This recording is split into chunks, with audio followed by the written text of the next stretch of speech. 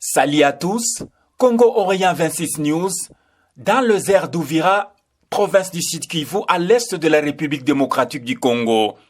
Avant de parler du retrait de la RDF M23 AFC sans calendrier des activités, il y a lieu de parler d'abord de deux faits qui accompagnent ces communiqués du M23 AFC appuyé par l'armée rwandaise.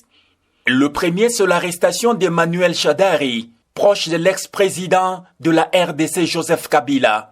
L'information est confirmée par ses proches, notamment Aubin Minakou, vice-président du PPRD. Cette arrestation a été précédée par la perquisition du siège du Front commun pour le Congo, FCC, regroupement politique de l'opposition. Ça s'est passé nuitamment. Rien n'est dit clairement ce qui a été trouvé par le service de sécurité à Kinshasa. Emmanuel Shadari arrêté par le Conseil national de cyberdéfense. Le deuxième fait, c'est la réunion des officiers de FARDC de la 3e zone de défense qui couvre le Nord Kivu, Sud Kivu, Maniema et l'ex-province orientale. Le contenu de cette réunion avec le porte-parole de la 3e zone de défense. Le commandant intérimaire de la 3e zone de défense, le général-major Niembo Abdalat Bat, a présidé le lundi 15 décembre 2025 une réunion de commandement avec les commandants de grandes unités de la garnison de Kisangani et leurs collaborateurs en charge des opérations.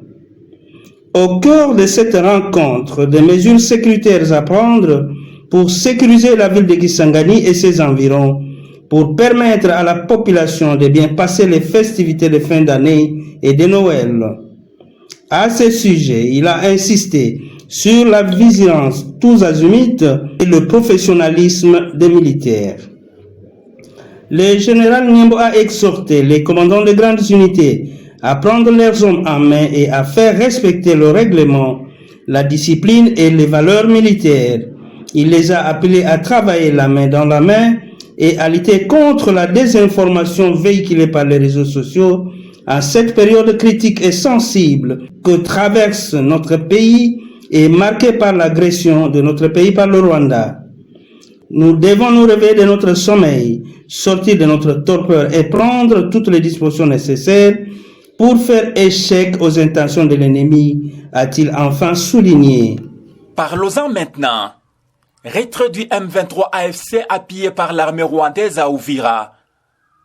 Si c'est appliqué, ça sera pour la deuxième fois après le retrait du M23 AFC en territoire de Walikale au Nord Kivu, l'année en cours au deuxième trimestre. Vous allez écouter l'administrateur des Fizi dans le minute qui suivent et le sentiment de la population dans le milieu de refuge qui manifeste déjà le désir de rentrer.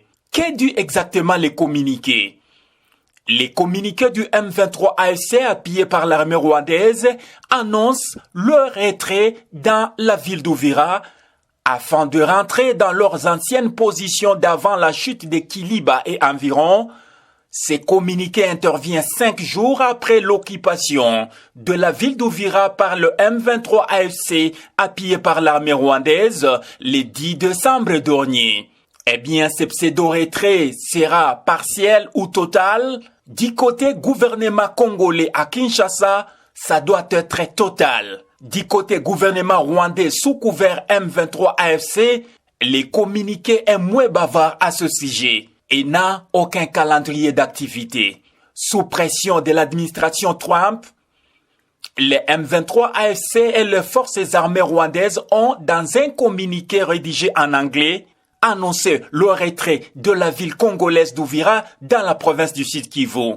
Selon l'esprit du communiqué, c'est un geste de confiance de leur part visant à promouvoir le processus de paix de Doha au Qatar. Par ailleurs, le M23 AFC et l'armée rwandaise posent certaines conditions en termes, selon eux, de garantie de sécurité, notamment la démilitarisation effective de la ville, la protection des civils et des infrastructures, les contrôles des cessez-le-feu par une force neutre, l'implication active de garants internationaux Les M23 AFC et l'armée rwandaise mettent en garde contre ce qu'ils appellent manœuvres de FARDC et leurs alliés Wazalendo, visant à profiter de leur retrait dans la ville d'Uvira et regagner la zone et cibler des populations perçues comme sympathisants du M23 AFC appuyé par l'armée rwandaise. Notez que ce communiqué intervient pendant que les affrontements opposent le FARDC et l'armée rwandaise sous couvert du M23 AFC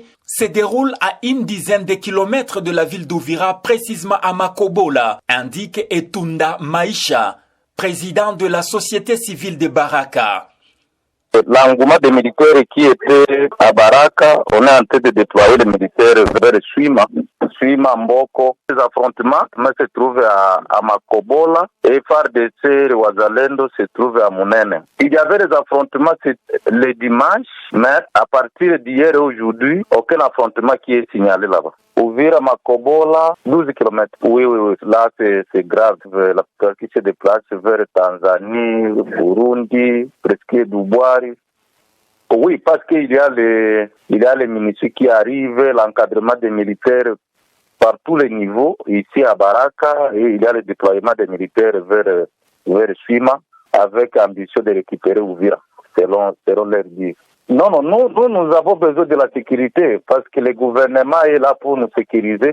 Notre ambition, ce n'est pas d'aller ailleurs. Nous sommes obligés de rester à Baraka dans notre zone. C'est ce que nous sommes en train de dire au commandement des FARDC qui est ici, de voir comment nous protéger. Cependant, Kalonji Badibanga, l'administrateur du territoire de Fizi au Sud Kivu qui accueille des milliers de réfugiés dans son entité, estime que, comme à l'époque d'Obama, un coup de téléphone suffirait pour que le Rwanda retire ses troupes en RDC. Kalonji Badibanga. Les plus sinistrés, et depuis 1964, et que ce territoire a connu plusieurs guerres qui ont fait que son développement a été contrairement au territoire voisin. Fizi reste toujours un territoire sous-développé à cause des différentes guerres qui se sont déroulées. La population veut le retrait immédiat et sans condition des troupes rwandaises du sol congolais pour pouvoir espérer s'épanouir et créer quand même les conditions de développement pour son territoire.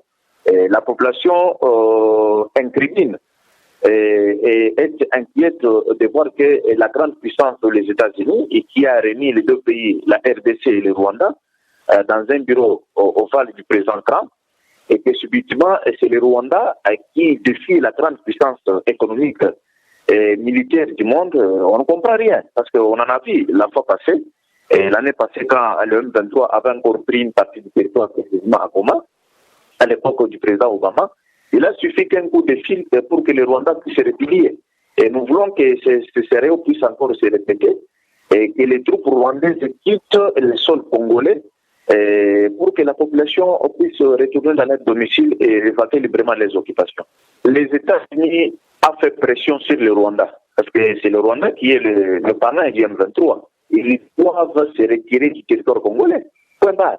Il n'y a pas de conditions à exposer ou des conditions à mettre en exergue avant le retrait. Ils doivent se retirer immédiatement du sol congolais et dans des pays occupés. Et c'est nos forces régaliennes, notamment le FARDC, la police et les autres services de renseignement qui doivent assurer la protection de la population. Il n'y a pas question d'une force étrangère interposée qui doit assurer la protection de la population. Non, ça c'est confiant. Le message est très clair. Et l'M23 doit se retirer immédiat. Donc c'est un retrait immédiat du sol congolais, des territoires occupés, et pour pouvoir permettre aux forces régaliennes de faire son travail républicain. Et c'est un peu ça.